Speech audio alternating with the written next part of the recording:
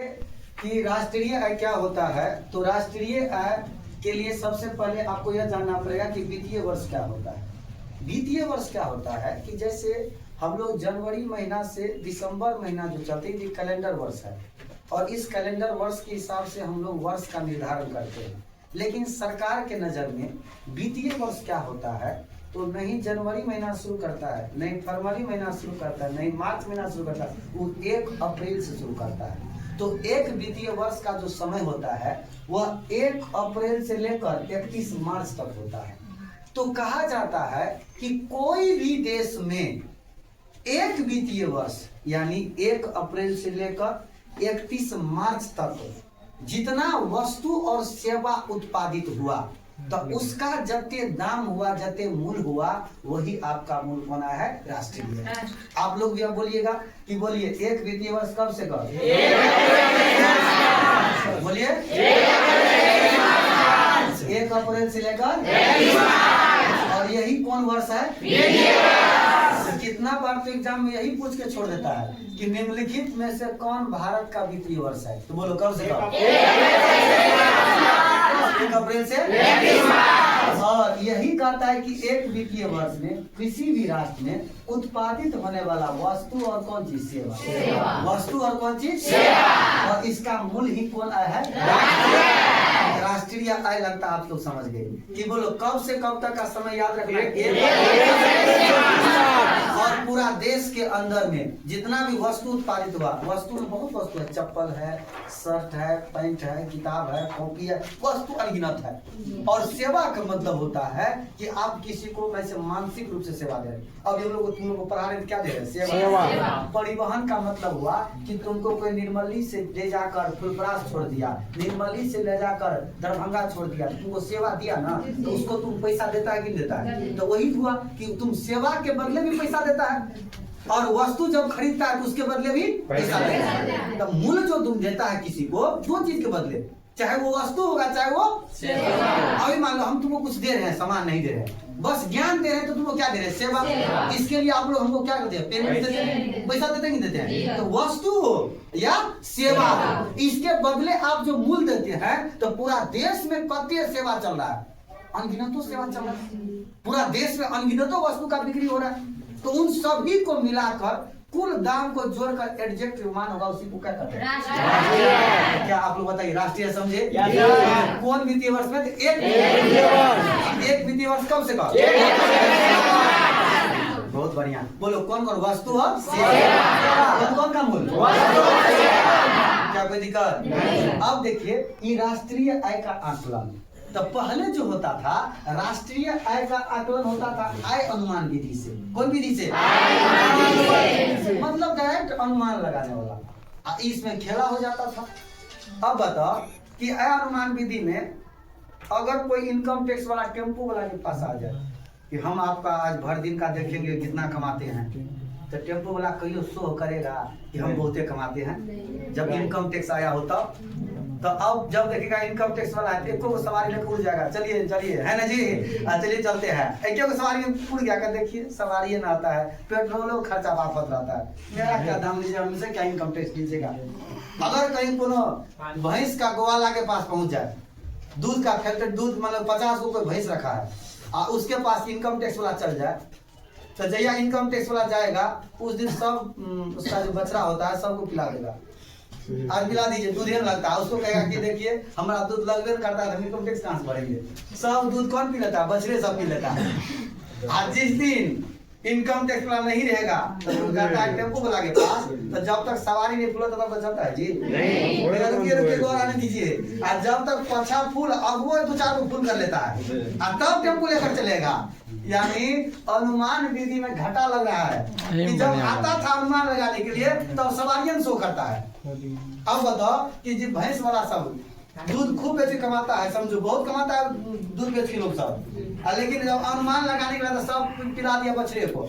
आज जिस दिन इनकम टैक्स चला गया कपार मान ले रहो, है ना जी, आज मान ले रहो क्या होगा? पूरा दूध दुहाएगा, पूरा बाजार में बिक्री होगा। तो आय अनुमान विधि से देश में अनुमान लगता था जी? नहीं। अनुमान विधि कैसे रहेगा? तो नहीं लगता था, दिक्कत होता था। और अभी जो हम लोग राष्ट्रीय आयकलन करते हैं, अभी जस्ट देखे थे NSO राष्ट्रीय सांख्यिकी कार्यालय जो काम कब से कर रहा है? इससे पहले था, इससे पहले 3-4 गो था और सबको मिला के एक रखा गया। काम कब कर रहा है? 2019 से काम कर रहा है। कोई दिक्कत? अब देखिए मई 2019 में सबको मिला दिया गया था। अब एक चीज का हम चर्चा करेंगे सर, आय किसको कहेंगे? आय, इनकम। इकोनॉमिक्स का बहुत बड़ा टर्म है, शब्द है कि आय आखिर क्या है।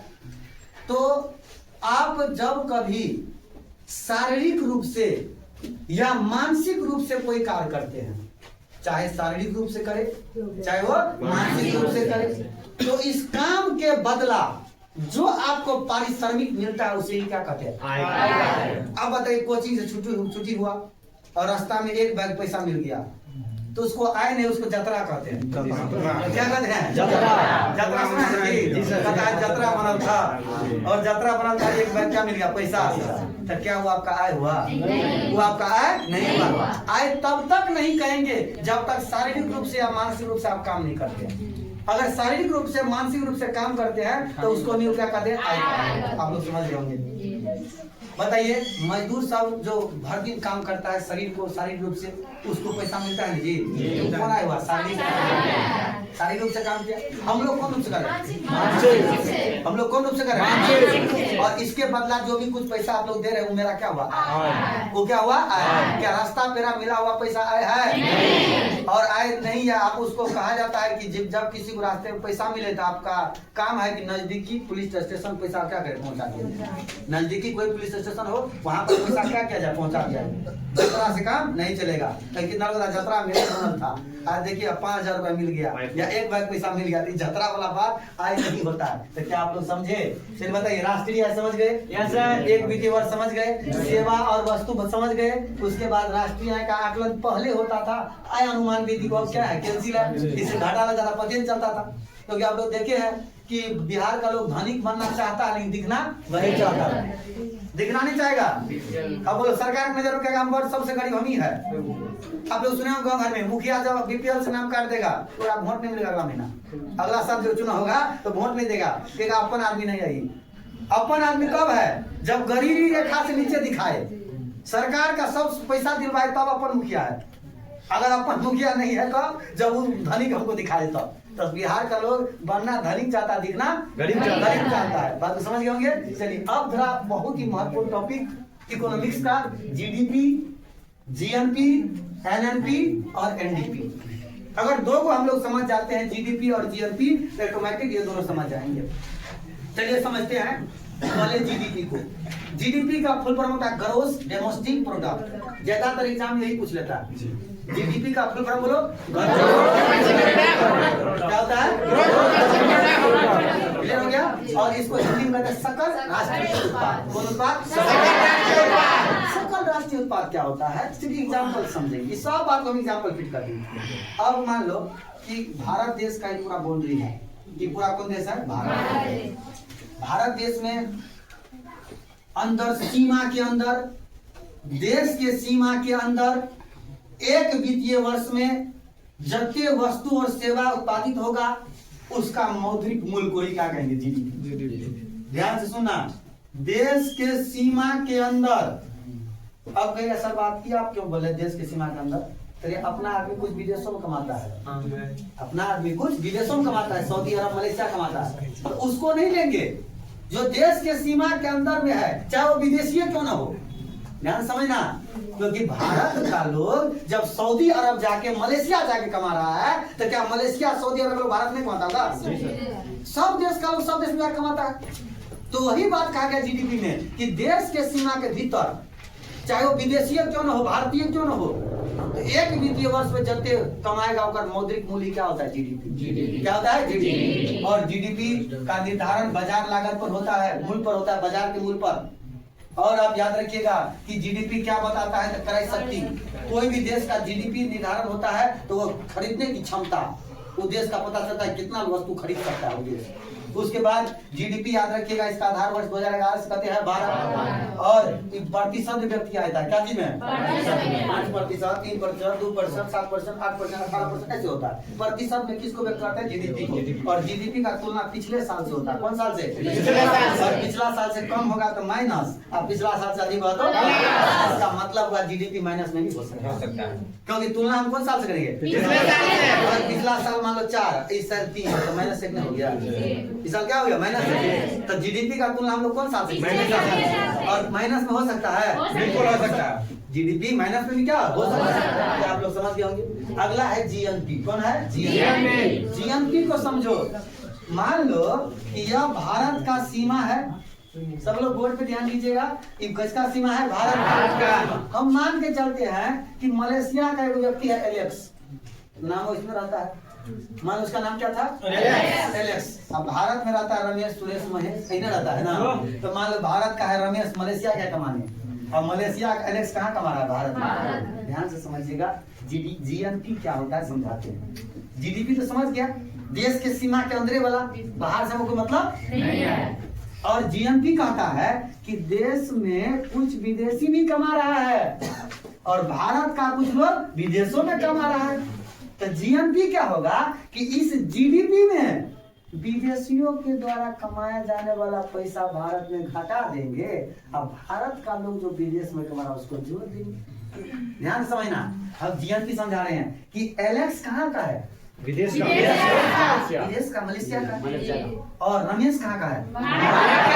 रमेश कहाँ कमा रहा है? मलेशिया में। रमेश कहाँ कमा रहा है? मलेशिया में। और एलेक्स कहाँ कमा रहा है? तो जीएनपी क्या होगा कि जीडीपी, कौन सी? जीडीपी, देश के सीमा वाला अंदर, उस जीडीपी में रमेश जो कमा के भारत भेजा उसको जोड़ देंगे, एलेक्स जो भारत में कमाया उसको समझा कि नहीं समझा? समझा कि नहीं समझा? विदेशियों जो भारत में कमा रहा है उसको घटा देंगे, माइनस कर देंगे, और भारत का व्यक्ति जो विदेश में उसको क्या करेंगे? जोड़ देंगे। वही क्या होता है? जीएनपी। और इसको कहता है सकल राष्ट्रीय उत्पाद। क्या कहते हैं? सकल राष्ट्रीय उत्पाद। और इसको इंग्लिश में ग्रोथ, इसमें लिखे हैं जीएनपी बराबर जीडीपी प्लस विदेशों में भारतीयों द्वारा कमाई का जोड़ देंगे, और माइनस भारत विदेशियों द्वारा को घटा देंगे। लोग समझ गए एग्जांपल से कि रमेश वाला जोड़ देंगे जीडीपी में, एलेक्स वाला घटा देंगे, मतलब भारतीयों वाला जोड़ देंगे, विदेश में कमा रहा है और विदेशी जो कमा रहा है घटा देंगे। मतलब इस टोटल सूद होता है, सूद समझिए,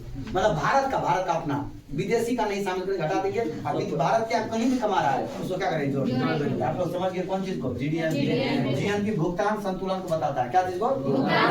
भुगतान, क्योंकि पता चलता है कि कितने लोग बाहर विदेश में कमा रहा है, कितने लोग भारत में कमा रहे हैं। बात समझ गया ना? इसी जीएनपी बताता है। तो भुगतान संतुलन कौन बताता है? जीएनपी। अगला है एनएनपी। क्या है? एनएनपी। जब इन दोनों आप समझ गए और समझ गए, क्लियर है। अब बताओ जीएनपी जितना हुआ, उस जीएनपी में से आप कहीं पर कुछ कमाते हैं तो क्या टोटल पैसा बचिए जाता है? नहीं। 15,000 कोई दिल्ली में कमा रहा है, क्या 15 का 15 सेव खर्चा होता है कि नहीं होता है? खर्चा को हम लोग हिसाबत करते हैं इकोनॉमिक्स की भाषा में, अर्थशास्त्र की भाषा में खर्चा का मतलब क्या होता है? हिसाब। क्या होता है? हिसाब। तो कहा जाता है कि जीएनपी में से, देखो जीएनपी में से जब घिसावट घटाएंगे तो एनएनपी हो जाएगा। क्या हो जाएगा? देखो जीएनपी में से घिसावट घटाएंगे तो एनएनपी, नेट नेशनल प्रोडक्ट। क्या हो गया? खर्चा काट के, क्या काट के? शुद्ध, कौन चीज है? शुद्ध राष्ट्रीय उत्पाद।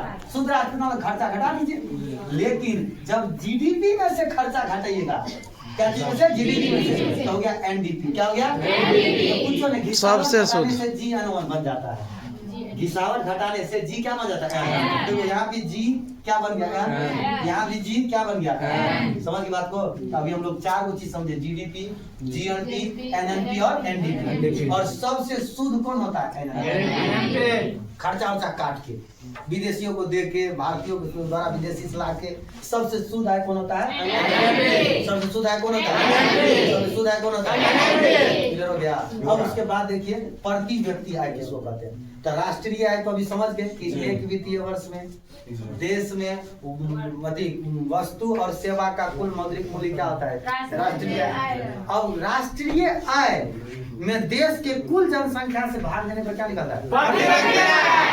पूरा देश में जितने जनसंख्या है सबको ऊपर में रख देंगे, नीचे में रखेंगे, और जितने रुपया आया है सबको ऊपर में रखेंगे, तो राष्ट्रीय आय ऊपर में, कुल जनसंख्या नीचे में। मतलब राष्ट्रीय आय में जब कुल जनसंख्या से भाग देंगे क्या निकलेगा? और प्रति व्यक्ति आय का आकलन सबसे पहले कौन करा? Poverty and un-British rule India, उस किताब में लिखा कि कितना रुपया आया है एक व्यक्ति एक साल में कतक मारा। और 1949 में जब देश आजाद होने के बाद गिनती किया गया पहली बार, तो 1949 में राष्ट्रीय आय समिति बना, और जब वो निकाला प्रति व्यक्ति 1949 की बात है तो 247 रुपया, जिसका अध्यक्ष कौन था? पीसी मान। क्या नाम था? पीसी मान। अभी आप लोग देखे कौन है? राष्ट्रीय आय। और पूरा वीडियो आप लोग क्या किए? वीडियो नहीं, आप लोग ऑनलाइन पढ़ रहे हैं, वो लोग वीडियो जाएगा ना। चलिए, तो आप लोग पढ़े राष्ट्रीय आय और राष्ट्रीय आय अभी आप लोग देखे तो क्या किसी प्रकार का समस्या में रहेगा? अब राष्ट्रीय आय से क्वेश्चन छूटेगा? आपको बस इतना बात ध्यान में रखना है, एक भी प्रश्न छूने आ रहा, बस इस बात को आप ध्यान रखिए जितना हम लिखे हैं। क्या कोई दिक्कत नहीं? अगले क्लास में हम लोग क्या करते हैं?